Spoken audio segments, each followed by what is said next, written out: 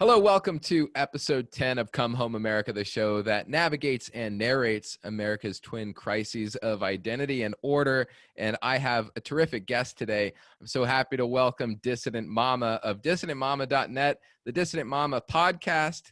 So great material to check out, and everyone's going to get a taste of it here. So thanks for joining the show. Thank you. I really appreciate it. I look forward to our chat.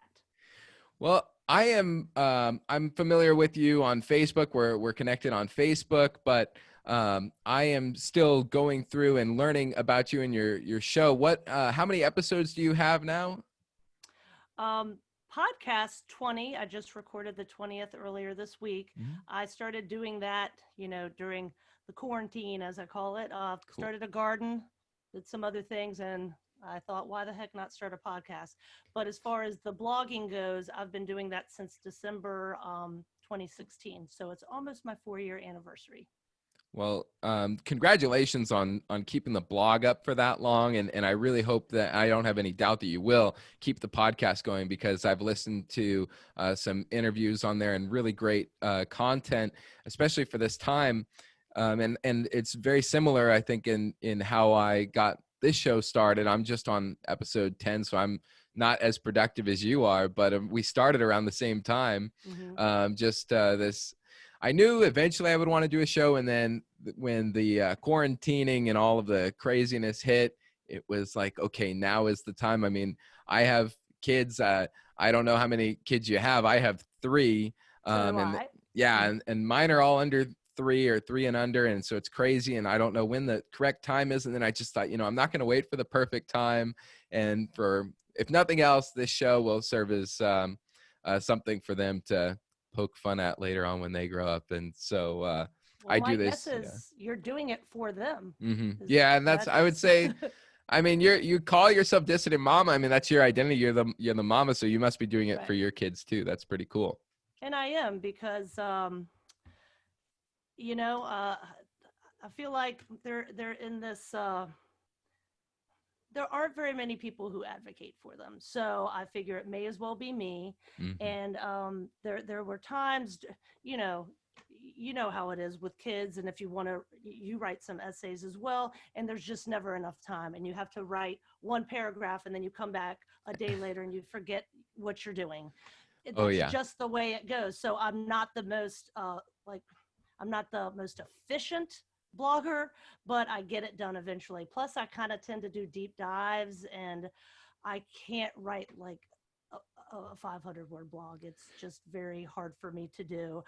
My husband, that really makes him mad sometimes, but he's like, just get it done. But anyway, the whole point of the story is I do it for them, and I almost gave it up during the stress of the early quarantine and just the madness that we were all experiencing. And my husband actually said, you're doing it for the children, honey, so keep it going, because I felt like I was just a basket case and not being a good mom. And well, when your spouse and your best friend tells you you're doing all right, you just keep on trucking. So I'm still here.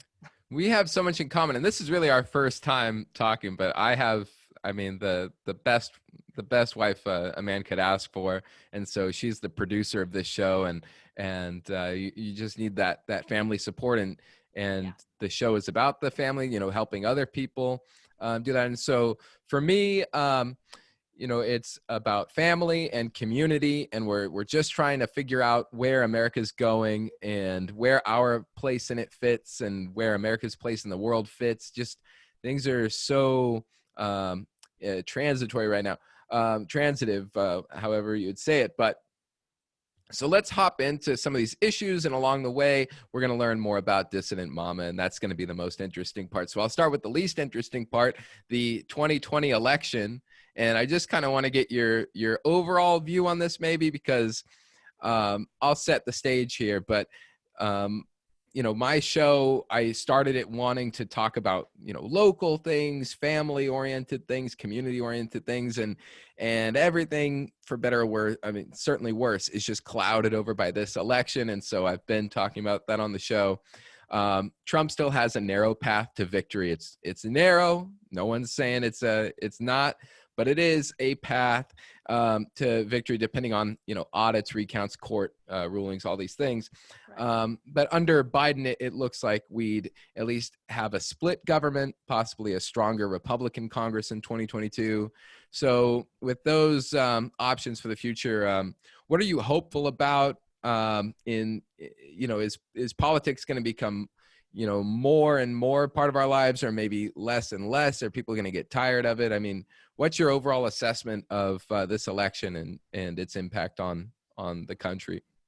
Well, I haven't been following it very, very closely. I mean, I know the general gist, but I'm not like hanging on every word of, people, the AP saying Biden wins and the Mexican president saying no, Trump's still, whatever. I don't know all the details. I just catch little bits and pieces. So it all depends on what happens. Yes, I think it's a narrow path for Trump, but I was interviewing Michael Sisko the other day of Saints Edward Media, and he's supposedly in the know with Trump people, and they know judges and all. I mean, that's what I think it comes down to. If there's a friendly judge, and these days I don't think there are very many friendly judges. Then if it goes to the Supreme Court, I don't even know if it would. And then you hear rumors about how, Clarence Thomas hates Joe Biden, and so he will like bury him alive. But I don't even think it'll get that far. And Amy Coney Barrett, or whatever her name is, ACB. She's brand new, so would she even do anything? Her Right. SCOTUS career is just getting started, so it's like, Sure. who would even be his ally? It's very, very hard to tell. Dan Crenshaw and Nikki Haley, throw him under the bus, and all the usual suspects, all this loyal opposition. He doesn't have a lot of friends, and that's kind of been the tenure of his past 4 years. Neocons and big con biting him in the butt. So I don't know. So if that happens, I will actually be very surprised. So if that doesn't happen, I know people who are, I won't call them normies because they're very smart and they're red pilled on a lot of issues, but this has really pulled the scab off of, the electoral process is the greatest thing since sliced bread. And if we can just get a Republican in the next time, that whole thing. I mean, I think it's being shown for the farce that it really is, at least at the federal level. So hopefully will maybe awaken people to local politics, think locally, act locally, like Brian McClanahan says. And I'll be the first to say I know way more about dumb old federal politics than I do about my county commissioners. And, I have a general feeling I know who's in Raleigh. I'm in North Carolina, but, I don't, I should know their phone numbers by heart. You know what I mean? I should take a trip to Raleigh, or at least to my county commissioners meeting. I think they have meetings twice a month. Why am I not there? I'm an educator. I know educators. Why are we not on the local school board? So Right. if Trump wins, I think it will actually kind of satiate the really burning, pissy attitude people have about, the fraudulent of this election. And these are people who don't want to take it sitting down. Now they're normal people with jobs and families, and they're not gonna go riot, but they're pissed. And so it might bode well if Biden ends up pulling the wool over everybody's eyes and Harris gets in there and goes crazy. It all remains to be seen, but I think people will go back to sleep actually if Trump wins. And now we're talking about people who are non-leftists, and then leftists, who knows? I mean, they're coming to the suburbs, they're going everywhere. Who knows? I mean, they will go apoplectic. It will be craziness. So it's an exciting time to be alive. Yeah. And, I know you're extremely independent, and I'd like to think I am, but dang it, I wore a MAGA hat this year. I was like, all right, because 4 years ago, when Trump won, I didn't vote for president. I left it blank for the first time. I usually at the time had been voting LP for president anyway. You're a libertarian fan. Well, I was registered Republican. I was Okay, and I was active in Republican politics. Still trying to be. But just for president, I didn't like buy into those choices. Right. but I left it blank in 2016. And then when Trump won, I couldn't wipe the grin off my face for a week. I was like, why am I so happy? What Right. is my stake in this? Why should I even care? And years go by, and it's complicated, but we don't have to get all into it. But I went in this year, at least like tried to spread the word, trying to encourage folks to vote for Trump who were like me and didn't vote last time. Hmm. And but really, it's like I'm not so emotionally engaged at this point where it's going to ruin my day one way or the other. It's kind of Right. interesting and kind of fun to watch, but I think actually the blessing in disguise, if it were that, for Biden to become president, maybe if those votes are legitimate and that's what people wanted, and whether or not it's legitimate or not, I feel like it's just tens of millions of people, and the numbers just sort of blur together at the end of it. I don't really think about Yeah. 71 million here, 75 million there, or whatever, but a ton of people voted for Biden. And I would just like to think that a lot of those people did actually believe they were getting back to some sort of normalcy. And what Hmm. normalcy, I would hope, is for them is a depoliticization of society. You know what I mean? Where not everything is politics all the time, where they have to argue and fight with their coworkers or their families or their friends or whatever. And obviously that pre-existed Trump, but it was just so heightened under Trump. And Hmm. that's, we want not only decentralization, but what comes along with that is just depoliticization as well of the culture and society, so that we can get back to real relationships and real institutions that matter, and build us up as individuals and build our communities up and help us serve one another better for a happy life. Imagine a Right. happy life and not just a political life. And so maybe if that's what people voted for and that's what they want, that would be a good attitude to have, to say, maybe on policy Trump was better, but I just can't take all of the animosity and being tested every day on what my political belief is, or something. So maybe that's it. We'll have to wait and see. I think the fact that we might end up with a split government is um, a good setting for us going into 2021 and thinking about local politics. And so if you have just an inkling to take a look at that Board of Education spot, take a look at that. And it might be worthwhile. It's certainly an interesting experience. I know out here in Fort Wayne, in Indiana, we don't have any elections in 2021. It's like a free year of no elections. Like I thought there would be municipal elections coming up, but I guess those are later. So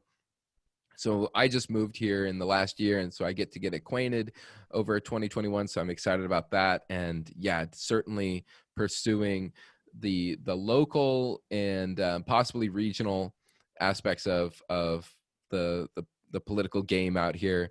It's just something I like, but I don't want it to define who I Hmm. am and my family and everything. So not to define with political labels here, but do you have a political label you attach to, or you gravitate towards, or whether it be a paleo conservative or something like that? Is there any term that you like or Yeah. not? I guess I'm always, over 4 years, I've always had to kind of tweak my about page. I'm like, oh, I'm not really that anymore. I'm kind of more this and whatever.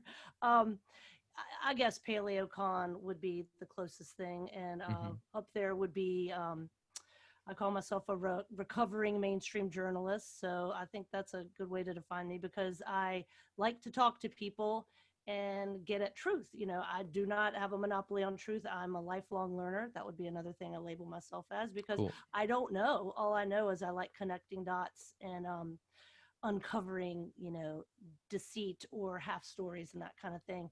And then I would call myself a Southern traditionalist, very much in the kind of Abbeville Institute vein. So then Mama, Orthodox Christian, Mm-hmm. loving wife, all those things. Beautiful, beautiful. And yeah, I have also found that paleo conservative, I'm probably still like the term libertarian so much that I really resent those who misuse it, but that's how it goes. And so maybe paleo libertarian, paleo conservative, something like that. But I do see this fusion coming up after Trump and post Trump of that that sort of dissident right. And so we'll see how that goes. So enough politics. Let's get Okay. to maybe what really gives you hope. And we got into this a little bit, but you have 3 kids. How long have you been homeschooling? And what about when you started homeschooling? Because my oldest is 3 years old. I don't know if I should jump into like how soon, you know, I see I can do little preschool games with him or something like that. Now he's getting so smart. But I'm just curious about homeschooling, how you got started with that, how long it's been going on, and just how it shapes your worldview. Um, we've been doing it for 8 years. Never had my kids in, preschool, any kind of brick and mortar school. So they've been homeschooled from the beginning. My oldest is 13, and then I have 12-year-old twins, all boys. Um, so boy mom would be another label. I am boy mom. But I wouldn't start too early. That's just my preference, but that's kind of the thing. Let them be, I'm not an unschooler, but let them just, play with mud. And is it a he? Are they all he's? No, I He's and have she's. my oldest is a boy, and the Okay. middle's girl, and the Okay. youngest he's just 6 months. So Okay. So let them, you know, explore, and boys will be, you know, uh, taking things apart, and girls will be, whatever, cutting their hair off their doll, and read to them, read to them all the time. And right one on. thing that I did somewhere along the way, somebody suggested this, but read sometimes a little bit above their grade level, whatever. Of course, not for like a bedtime story. Let them pick out, whatever fairy tale or cool, book on a hero or whatever they want to hear. But when you're just hanging out with them on a Sunday afternoon, read sometimes a little bit beyond their level, and then that just sparks conversation. Um, I think everybody can homeschool if they want to. I don't think Mhm. money needs to stand in the way. Great. Jobs, I know plenty of people where the mother may be the breadwinner and the dad does it, or the dad's the breadwinner, but the mother has to have a part-time job, and they just make it work because you make the rules. And people who went to government schools, we have a hard time breaking out of that. The bell rings and everything has to be time boxed and all this kind of thing. You don't have to do that. You could I do homeschool year round because I'm slow and we get off on tangents, but Hmm. it took me a couple of years of going, wow, I can never get to all this fun supplementary these things I want to do if I don't do that. Plus, in the beginning when they were little, you call it school. I try to call it education. It's time for education, boys. That kind of thing. Sure. But we would take we now see we do take lots of big breaks. Oh, we'll travel for a week, and so I mean my kids aren't going to school 365 days a year. We take a lot of time off, long weekends, all that kind of stuff. But early on, when we would take the summer off, I think I did that the first 2 years. Um, it was just really rough getting back into it. So, you Okay. know, there's curriculum coming out of your ears, online things, expensive things, box curriculum, very inexpensive things. You can piece it all together. That's kind of what I do now. I'm called eclectic. I'm an eclectic homeschooler. I do a little bit of everything, a little Charlotte Mason, a little classical, a little I make it up as I Hmm. go along. So, it can be whatever you want it to be. And this is always my go to story. We had a homeschooling friend, and his kids were very successful. They were all like classically trained uh, violinists, and they had very good manners, yada yada. We asked him early on, before we even had kids, we want to homeschool, what do we need to do? And he said, do better than 0%. So that's always been my bar. If I can do better than 0%, I'm doing better than most government schools. So there you Yeah, go. I'm sure you are. And you're part of a co-op or a network. I mean, are you seeing other people come into this world of homeschooling? I mean, we see these reports since the COVID madness, people saying, that's the last straw. I can't take my public Yeah. schools politics anymore, or whatever it is, and they spring for homeschooling. Are you seeing a growth in your area at all, or online at all? Well, before Wu flew, there were more homeschooled people in North Carolina than went to private schools. So it was already a big deal in North Carolina. I'm sure the numbers are much higher now, because they have to. You know, Mm. I don't know, the county I'm in, they're always changing their mind about stuff, but I think most of the kids in my neighborhood are home at least 3 days a week. So granted, a lot of it's going to be the local school's curriculum and stuff, but I think it's just lighting a fire under people to, wow, I can do this, and or I don't like what they're being taught. I'm actually seeing it now. I think it's really just opening people's eyes. Again, a silver lining, pulling the band-aid off this thing that, wow, it's really not that complicated because you teach your kids how to be potty trained, to use a knife and a fork, to walk, to dress themselves. I mean, every parent is a homeschooler already. It's just Right. call Yeah, it and this thing and it scares people. it does. It scares them, but I mean, it just seems like it's just parenting on steroids or parenting 2.0 or something like that. I mean, even though it's traditionally what was done, we're so accustomed to the public school regimen, as you were saying. So, yeah, I'm hoping that folks are less intimidated now, just with all the resource technology, the networks, the destigmatization of it. I remember homeschool kids when I was little in school, and I went to some birthday party and saw homeschool kids, and you could just point them out like they were like aliens. You just knew right away that oh, those are homeschooled kids over there. But now it's like different. I think, I don't know, maybe I sense like the culture around it's different, and it's much the stigma around it's a lot less so now. So hopefully people go that way, because that's where the hope really is. And like we were saying at the beginning of the show, we do our shows for our family, our kids. Really everything in our lives is shaped by them. And well, that's good. So homeschooling, we've got that. And you mentioned your Orthodox faith. And so family, we've gone over as this institution that obviously is shaping us. Like you're a mom and most everything you do, obviously a loving wife as well, as you said, but the children are there in a primary way. For me, I noticed like I was just becoming a different person, or I was just realizing who I was after being married, and then after the first kid and the second kid. And so the fatherhood was shaping me. And so I began to really appreciate these institutional forces and the role that they have in a natural way. And so that helped me understand liberty in a different way than it did when I was just a run-of-the-mill libertarian before. Mhm. So beyond the family, though, we have our faith. I'm Catholic. You're Orthodox. I actually, well, I'll just tell my story when I'm on your show. But what is your story? Because it says on your website that you're a former atheist, former feminist, former whatever else. And so how did that shape you?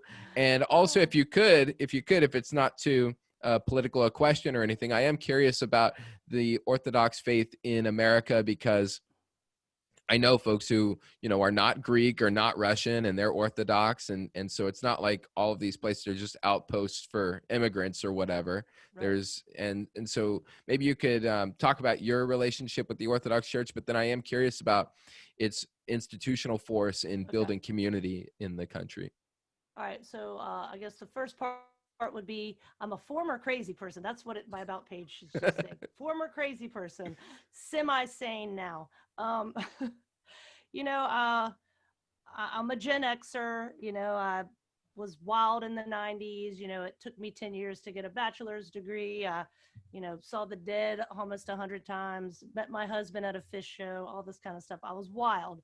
I will say I was raised by Reagan Republicans who considered themselves Christians. Uh, we went to Catholic church at, Christmas and Easter kind of thing. I actually went to a Catholic private school, I think, till second grade.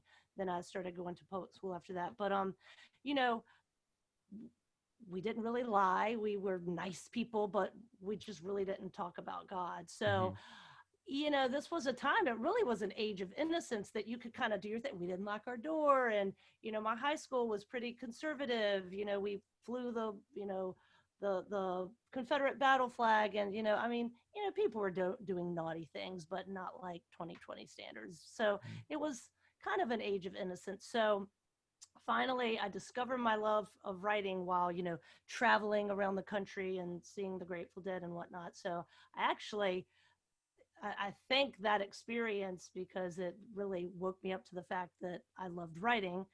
So who knows if I would have gotten a journalism degree having not gone down that dark path. But so then I go to college in the 90s.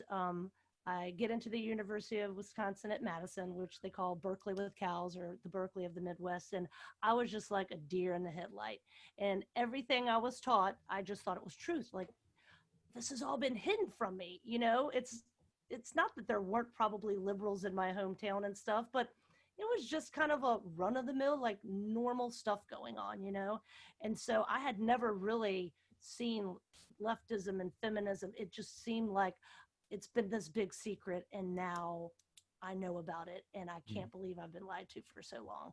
So I kind of jumped in the deep end with all that kind of stuff. And because I didn't really have a strong, faith upbringing, the atheism just kind of went along with it. It's interesting though, because I see like modern people who would kind of define themselves the way I was in the 90s. And I still believed in liberty though. I just thought like the Democrats defined it. And I totally believed in free speech. I was going to journalism school. I just thought like, I have to tell my truth, and, I have to save the world and all this kind of stuff. But I'm telling you, I would have never thought of censoring anybody. I mean, that even in my craziest, wildest, most radical days in the 90s, like that just wasn't a thing. So anyway, I'm showing my age here. So anyway, fast forward a whole bunch, I fall in love with this guy who lives in a different state. We end up getting married, and we're married for 7 years before we have kids. So that's this whole long thing. And, just wasting time, and I should have been having a bunch of babies and all this kind of thing. So, well, like parenthood changes you. Being married, like seriously, like in a committed relationship, changes you. And I always think like God was really looking out for me, because my husband and he was never quite as radical as me, but, he dabbled in like Eastern religion, and he just kind of didn't think about it that much.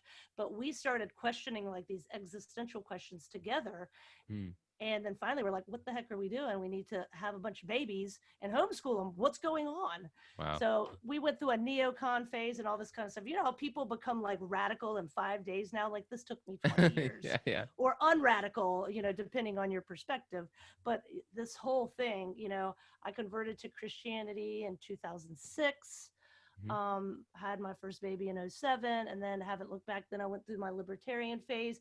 And again, I'm like you, I have a soft spot for libertarianism, because they're people who still call themselves libertarians that I think are phenomenal, some of the smartest people around. To me, I think maybe that label doesn't quite fit them anymore, but whatever, they're holding on to it, and God bless them, let them fight that fight.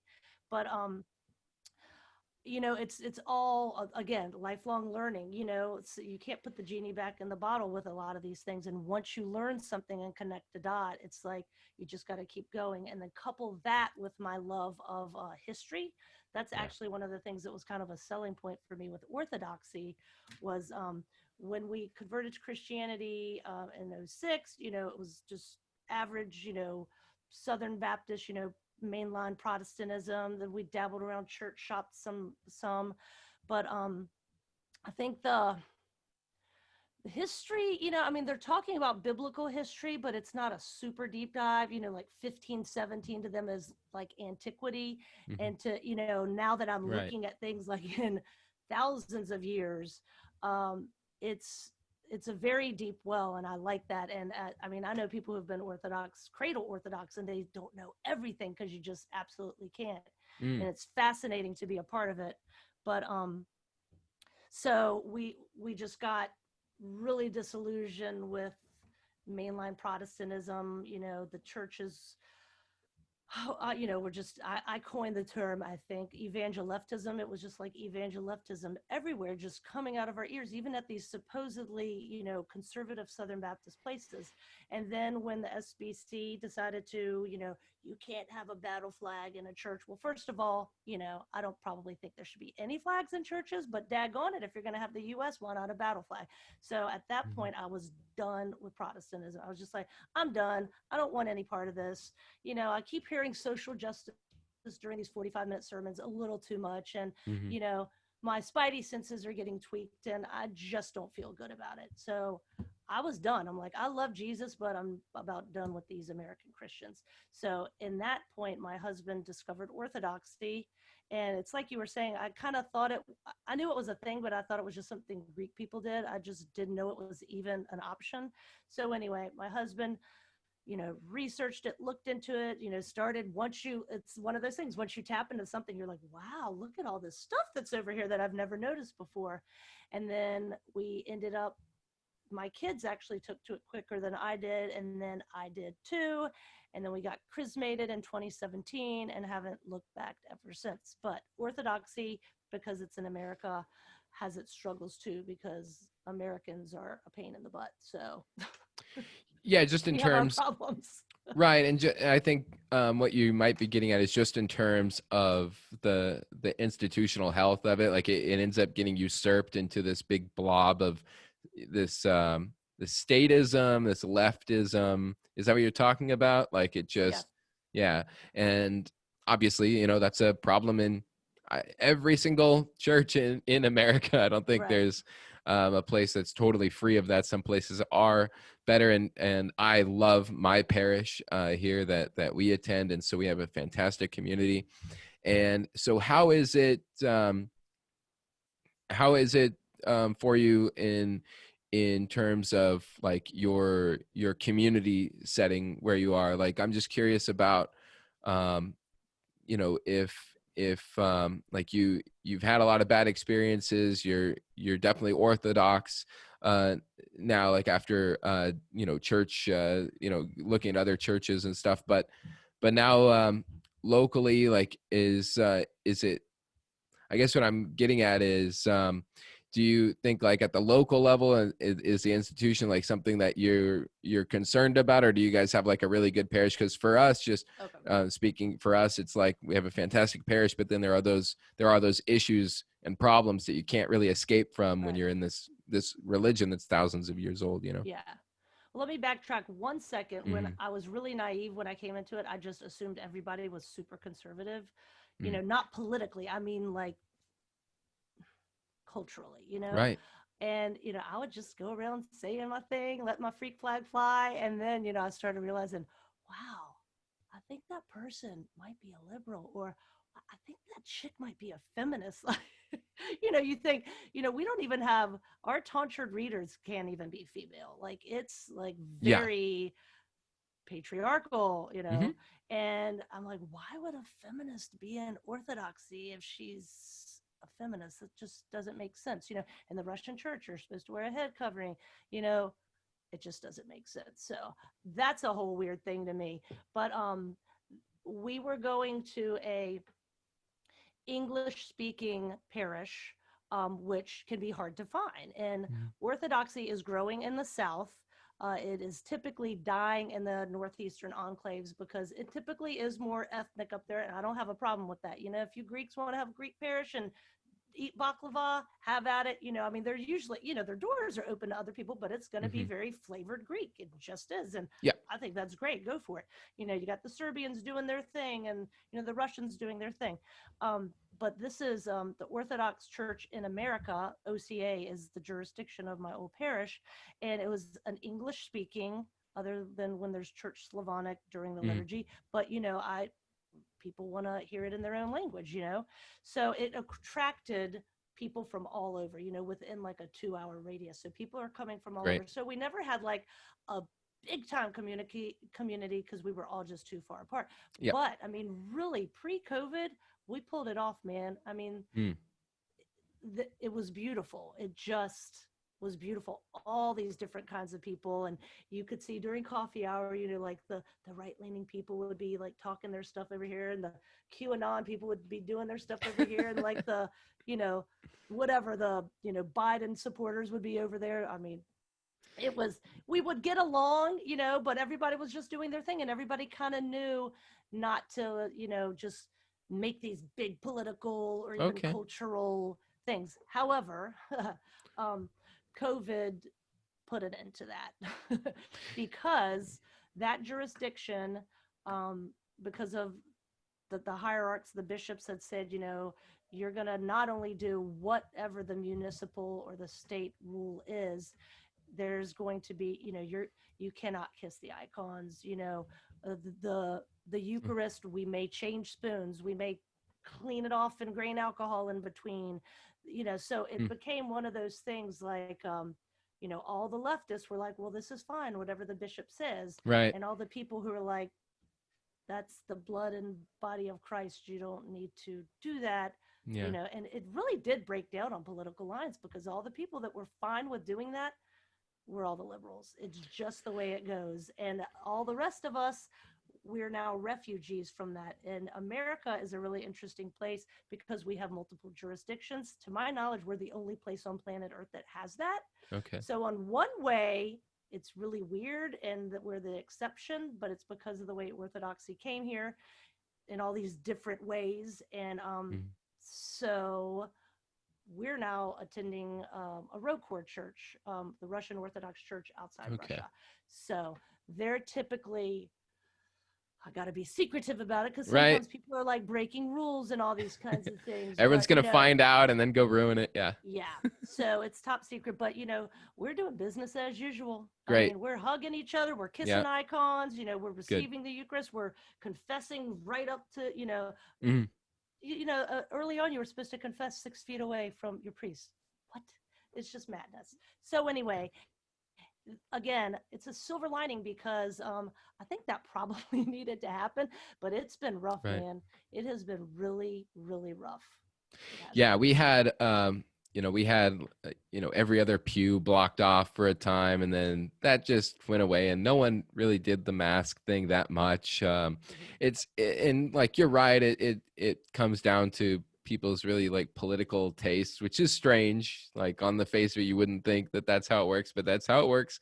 And I think from what I'm hearing from your situation, it's not like it's not too bad where, like you were saying, people weren't going out of their way to be super political there. They're going to their parish, they're going to church, they're going to mass, whatever it is. And but at the same time, that like with Catholics, it's like 50% Catholics go Democrat, 50% Catholics go Republican. They don't follow this or that.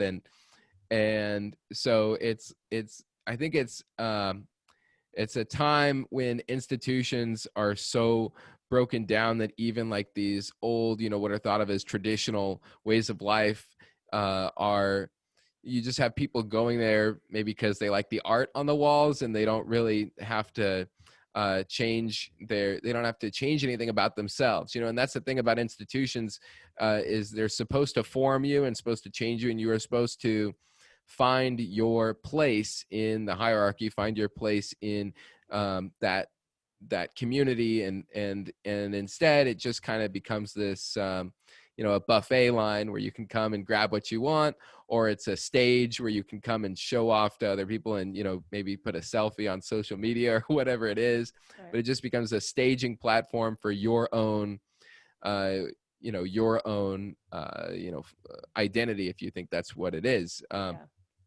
So Can I interesting. say It one sounds, thing real quick? yeah, it just sounds like a mixed Just bag a little bit, but yeah. just in case any of these people that I'm referring to, who they would know who they are. They are, I mean, some of them are cradle Orthodox. They are very devout, Yeah. but to me, the whole, um, I mean, they're very serious in their faith. However, it seemed like I explain it as like it's Orthodoxy 101. The Eucharist is for the healing of soul and body. Okay. I was taught that in my catechumen classes. So then all of a sudden it can get you sick. So to me, sometimes these people who are very, high, intellect about their faith, which is fine. That's great. That's one of the things I love about Christianity. It's both head and heart. Mm. But, sometimes,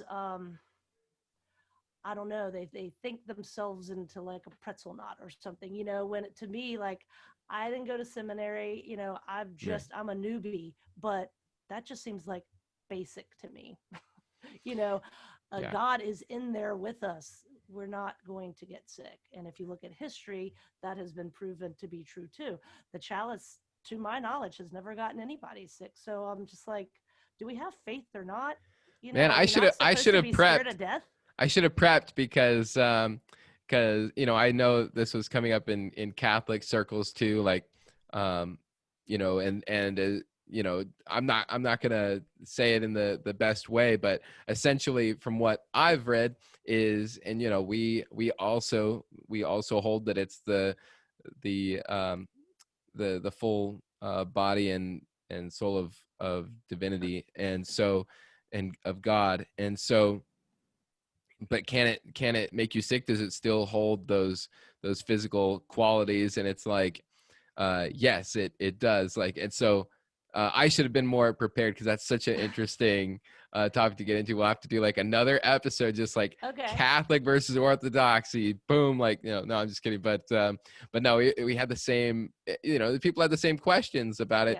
Yeah. Um, and Yeah, then we what call it it the comes to. mysteries, Hmm. you know, and I'm like, Hmm. mm, it's mystical, you know, the mystical supper, you know, and Yeah, and again, I love getting into, like you were saying, like it's because I'm also newly converted, newly baptized into the Catholic Church just over a year ago, oh wow, and awesome. so you know, you immerse yourself in so much history and theology and, you know, philosophy and all the rest, and so it's hard to, I just hear little things and pick off little things here and there, and I should have Yeah. held on to that one more fastly, because it's very interesting, the Eucharist, you know, learning as much Yeah. about the Eucharist as possible. But yeah. So that would be my thing. So yes, there was division, and I mean, I'm telling you, some parishes are just falling apart, you know, Hmm. whether or Hmm. not they have you know, the mandate to do it from a bishop or a governor or whatever. Now, another silver lining is, you know, we've gone around to visit churches that we knew, like kind of underground places that we had Okay. heard, and we were pretty sure that most ROCOR churches were doing things that we thought would be within our purview of being Hmm. good. And Yeah. so, you know, we've received the Eucharist from two bishops, you know, being in different places. We went to a parish in East Tennessee, but it was actually a Virginia parish that rented a building, a defunct Protestant church in East Tennessee, because the governmental mandates, this was early on, this was like April. This Hmm. was like super like top secret. They rented it just so they could do everything is normal. The only thing they were doing, like you could venerate an icon, but they just, somebody would come up and like wipe it after. So like that was the gist of it. Uh-huh. Uh-huh. So Yeah. it's like you have to find your people during these times. And I feel like it's so easy to see now, like who are your people and who you aren't. Somebody on Facebook said it this way, like on Halloween, all the crazy liberals, you know, had their lights off and their doors Right. shut. Oh, But don't get me started on yeah, Halloween. and like the Trump supporters, whatever, the normal people, you know, whatever, you know, that's just the Yeah. stereotype. Oh, We're yeah. getting No, out like full it's candy true. bars.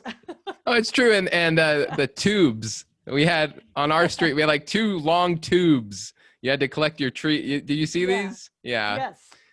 Uh, But they were yeah. out there giving away full size candy bars. I'm like, man, more power to you. And everyone dressed up as a beekeeper. I didn't get it, and then I realized. No, I'm just kidding. But anyway, um, no. So yeah, these things come to light. But I think, you know, it's good. Like the tendency, not, maybe it's good not to have a tendency that's just outright, you know, as soon as the government says anything, oh, my instinct and my impulse is to just do the opposite and Yeah. F you and everything. I mean, that has a good side to it. And there comes to a point where you have to stand up and not take it anymore. Yeah. And I'm going to raise hell if they try and bring harder lockdowns and mask mandates to Indiana and Fort Wayne. The governor ran a bit of a tougher race this year because he's a Republican governor, but he was just acting like a Democrat on this stuff. So, you know, it looks like they'll try and do another harsh, you know, something to us, some mandate or lockdown, and I'm not going to take it anymore. But I think in a sense, it's like you see the churches go along with it, and in some instances even go above and beyond Yeah. to, you know, to to just be a part of that that political just way of being, I guess. But I think actually once it eased off and people eased out and took a breath, and then, you know, once we reflect and look at 2020 and maybe we're not so proud of how we acted, even though it was a crazy year, maybe we're going to gain that courage to say no a little bit. I mean, I'm trying to be optimistic. I actually lost most of my optimism 10 years ago when the TSA started touching everyone's boobs and butts, and, you know, grandmothers were getting molested and children getting, you know, assaulted. So, and no one said no to that. And in fact, they took it as a thing of pride that they went through the machine, or Oh you know, yeah. something like that. So after the TSA episode, I was like, whoa, like no one really cares about their own Yeah. family enough. But I have to hold out hope, because if you don't have hope, you don't have much else. But I think Yeah.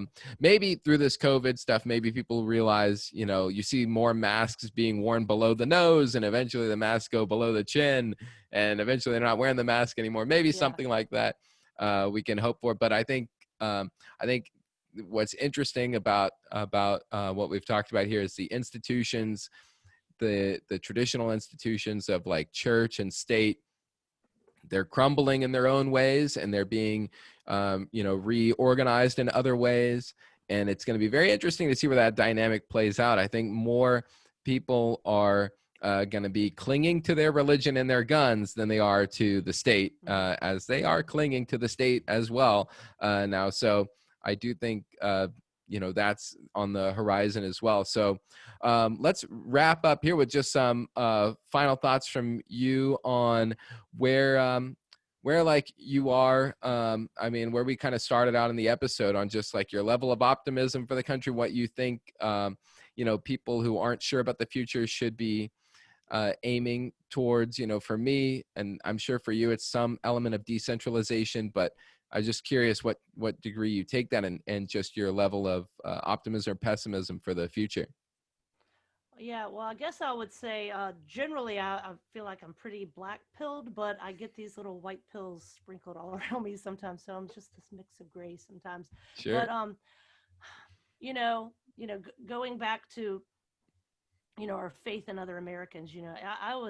Mine was already at an all time low, like before COVID. Mhm. Like the whole Patriot Act and spying on people, and you would have these flag waving people saying, "Well, I'm not saying anything bad, so why do I care if we're being spied?" That kind of thing. But now I think a lot of those people really are waking up. It may be a little too slow. I mean, I think something big is coming. I mean, I already really think we're in kind of a cold civil war now. I mean, I don't want civil war, but I honestly think 330 million people in this blob, as Tom Woods would call it, living Mhm. together.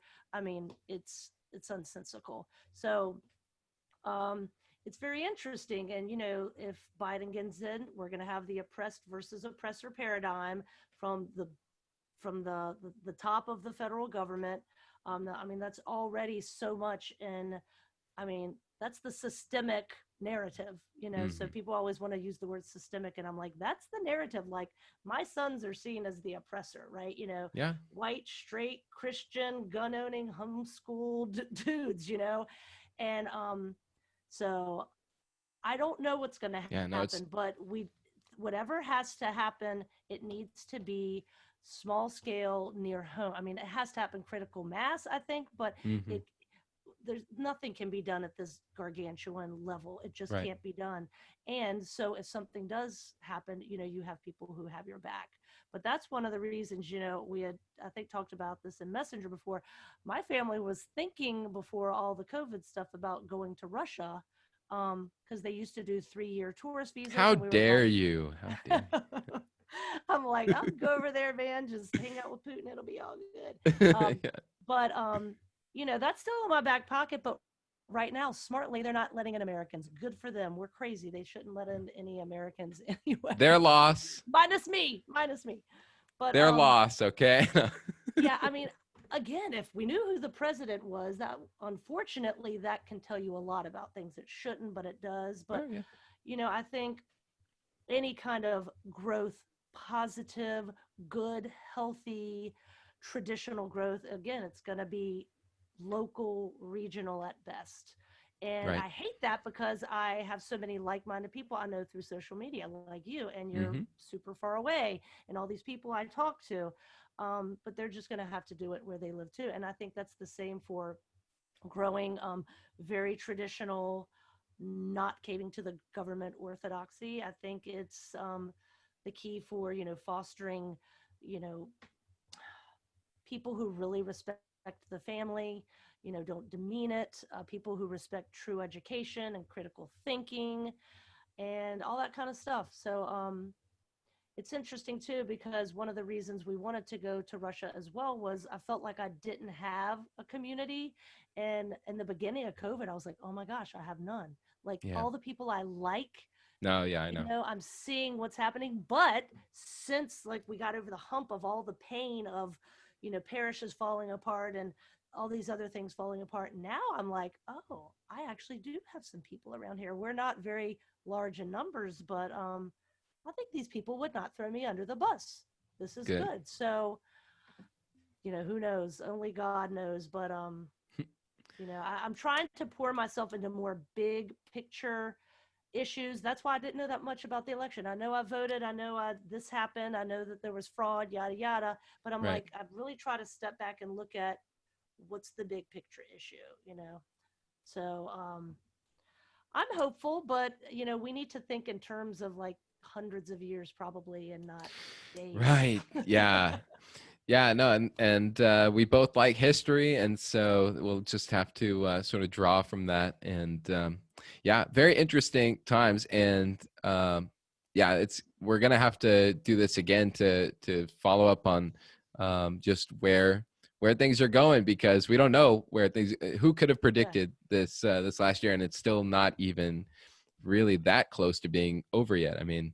Um, but yeah, so good stuff. Dissident Mama is the podcast, and I have subscribed on Spotify. That's where I subscribe to stuff. So it's easy to find the podcast, and dissidentmama.net. You must Dot be net. like, I know I'm such a geezer. oh no, dot net. It's easy. It's so We actually bought .com, but we just oh, haven't had the time to figure out how to make things mesh and all that. So .net.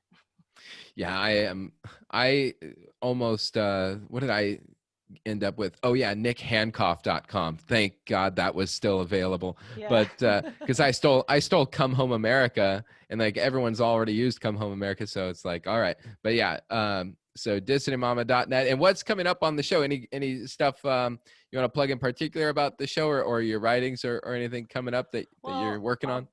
I'll be interviewing you soon. All I right. was I was Yeah. recently on Michael Cisco's show. I am going to be interviewing him, trying to do this whole, podcast swap, which is good for both people.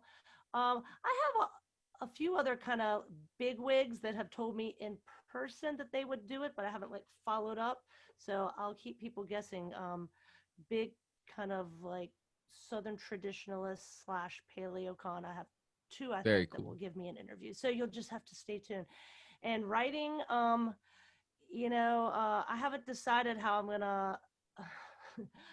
Haven't decided how I'm gonna handle my next blog, but it's gonna be about whether we should celebrate evil when evil perishes and leaves the earth. So I'm talking with my priest about that right now. We'll see. It'll Sound be it good. sounds epic. All right. Thank you all so much for tuning in. Episode 10, Come Home America with Nick Hankoff, the just amazing guest, Dissident Mama. Check it out, dissidentmama.net, and subscribe, like, comment, and let us know what you thought of the show, because I'm gonna want to have her back on. She's very busy, but maybe I'll have her back on sooner than later. So again, thank you so much, and I look forward to doing your show as well. It's going to be fun. Thank you so much, Nick. All right, peace.